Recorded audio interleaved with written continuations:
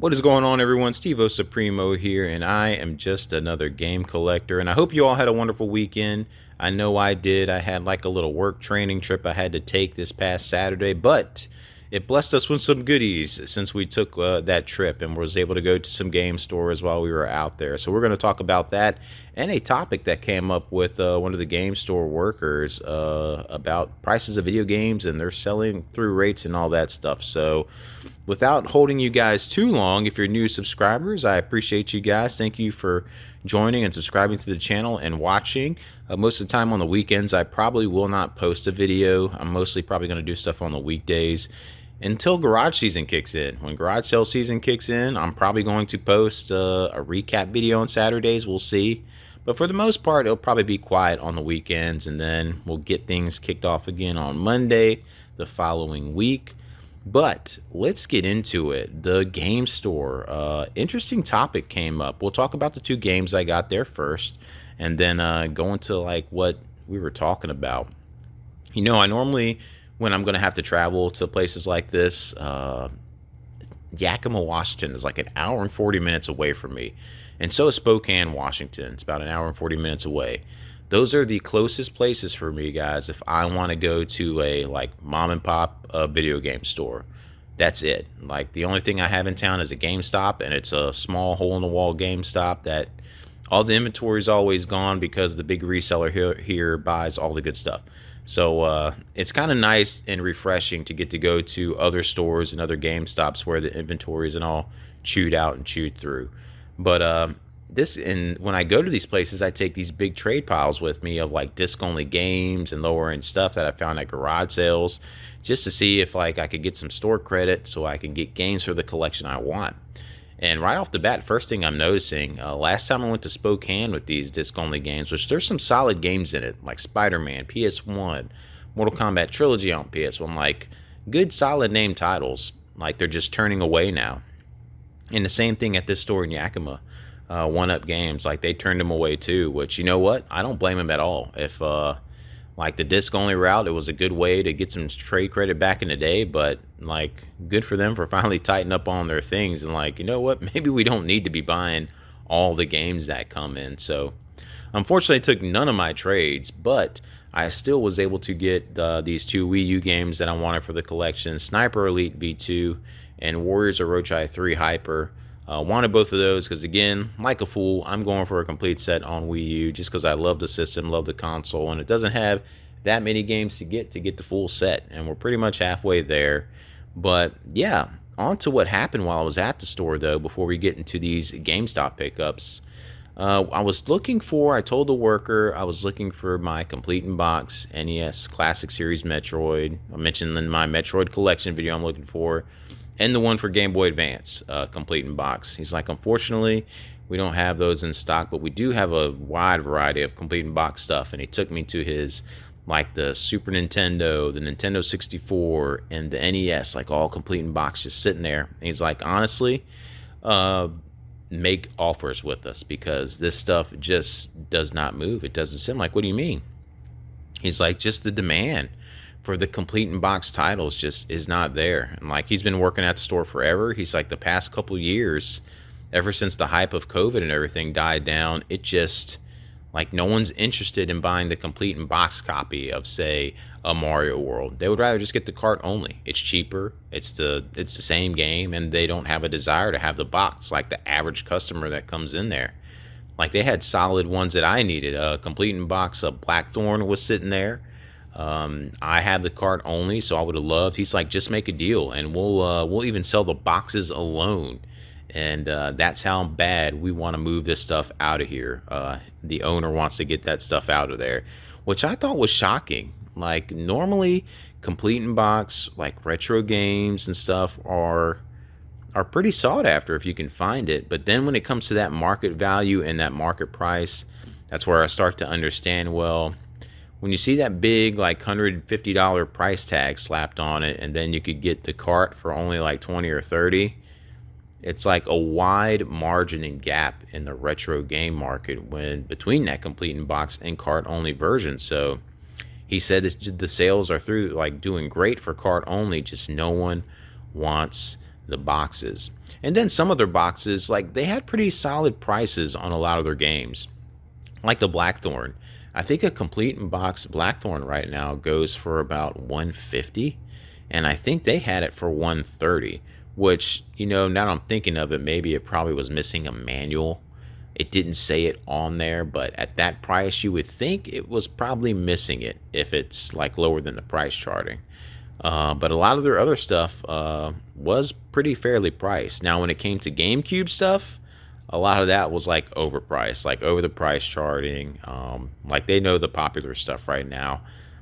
If you watched Retro Rick's Game Point, his YouTube channel, and he went over his sales for the year, it exactly mirrored like the extra stuff that I have to sell online from buying these lots. Nintendo Switch stuff sells out the butt.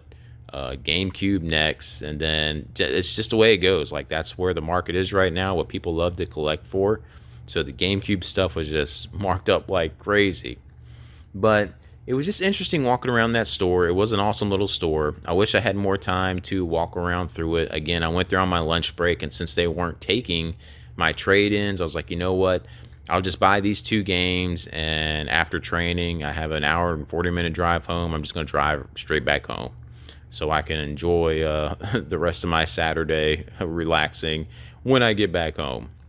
But still, really cool store. The one thing I regret not picking up, they had Armored Core 2 and 3 on the PS2 that looked really nice and in really good condition that I wish I would have snacked for $30 and $34, but I ultimately passed and just ended up getting these 2 Wii U games. But interesting conversation with one of the workers there and just how the market is. So I'm curious, in your area or at your stores, are you seeing the same complete in box games just sitting in the shelves? Is there no interest in your area for them either? Is that just something that's just a slow seller? Again, that price difference between cart only and complete can be very drastic sometimes. So I completely understand people wanting to get that cart only. So now, the GameStop pickup, which was really cool here. Their GameStop, way bigger than mine, way more inventory. Unfortunately for the retro stuff, just not a lot of stuff that I wanted for the collection or stuff that I already had. One game that I wanted was Def Jam Icon on the PS3, but they couldn't find it, unfortunately. But they were able to find this Yokai watch, and lucky enough, it was with the case. A lot of times, the 3DS stuff and everything that gets traded in, they just get cart only stuff a lot of times. But this one had the box, and I don't know if it came with a manual, but I know that around this time they started like getting rid of manuals and stuff, Nintendo, so who knows. But awesome to find that at GameStop for I think $27.99, like after your pro member discount, which was really cool. So really cool pickup there, because I think it's like a $50 or $60 game. And then they had sitting on the back shelf this Ys Memoir, The Oath in Felghana. I love Oath in Felghana on the PSP. It's got the best soundtrack, in my opinion, out of any Ys game, and it's an excellent game. I did not plan on getting this, though. I was like, you know what? I got the PSP, like, Collector's Edition, Premium Edition. Do I need to double dip? It didn't look like they did enough, like, remastering to, like, warrant it. But I said, you know what? I want to support Falcom and Xseed. I'll go ahead and snatch it. So I bought that while I was there. And they had some other really cool collector's editions sitting on the back shelf too. Some Memoir, Refantazio collector's editions, all sorts of stuff. So the variety of stuff there was awesome. Unfortunately, just like the lunch break where I only had 30 minutes, I went to this GameStop. I got into town Friday night around 8:30 p.m. and it was only going to be open for another 30 minutes. So I only had like 30 minutes to explore this store too. So I just left myself like no time to do anything. But the really cool pickup while I was there is this thing. Someone traded these games in, a bunch of disc-only games, and GameStop wouldn't take them, but they went ahead and left them there. So she said if I wanted them, I could take them for free. And wouldn't you know, it was GameCube stuff. So I got all these games for free from that GameStop, and it's Crazy Taxi, Burnout, Smashing Drive, The Sims, MX Superfly, some NASCAR, Harry Potter and the Chamber of Secrets, and Tony Hawk Pro Skater 4, which I just got complete in box, and Crash Bandicoot. I think that's the Wrath of Cortex. So an awesome little stack of GameCube games that they just gave me for free. Now I know some of these you can buy on their store, so I don't know why they didn't take them, but I was happy to take them for free off their hands. So really cool like pickups there. Like I love exploring like a new like variety of GameStops because like I said, mine's just always comb through and there's nothing available there because the reseller there like gets everything. But yeah, really cool weekend. Oh, there's one more thing. Let me go grab it. I forgot to grab this one. In my local GameStop, I actually had like all my power-up points. I always save them up till I get to that like $25 mark. But when I went into GameStop to pre-order, Alex gave me a great heads up that the Mithra and Pyra amiibos were coming back and to go pre-order them. So I went to pre-order those at GameStop in person to save me like 12 bucks online if you would have bought it. And while I was there, they actually had Cloud Player 2 amiibo sitting there, brand new for $14.99.